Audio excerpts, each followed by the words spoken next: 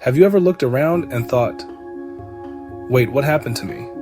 Just 2 weeks ago, you were on fire, waking up early, knocking out workouts.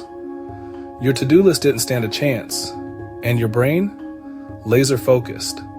Now, you can't even get yourself to throw out a banana peel.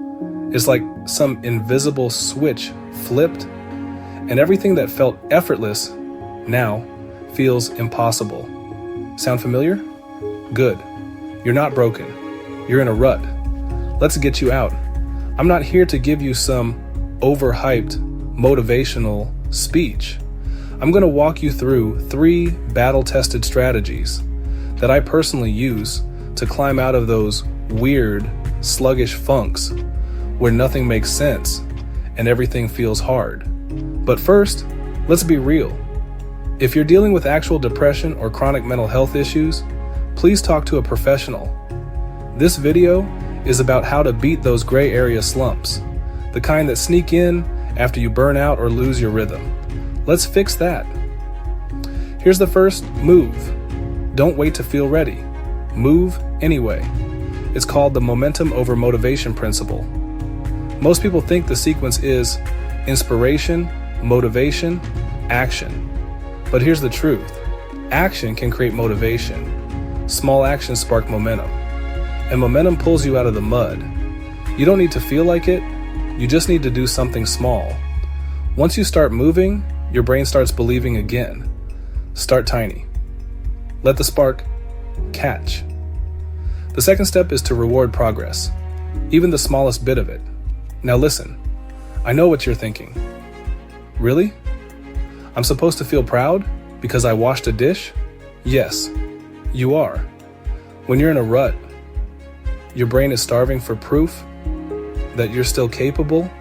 Every time you follow through, even if it's brushing your teeth or finally responding to that one email, celebrate it. You're not throwing a parade. You're rewiring your brain.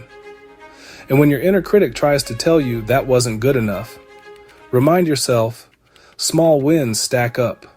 They rebuild your self-trust, one step at a time. Now for the third step, this is what I call the Phoenix method. You rise gradually and you build slowly.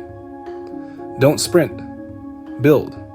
The same way you train muscles in the gym, adding just a little more. Each day, you do the same with your life routines.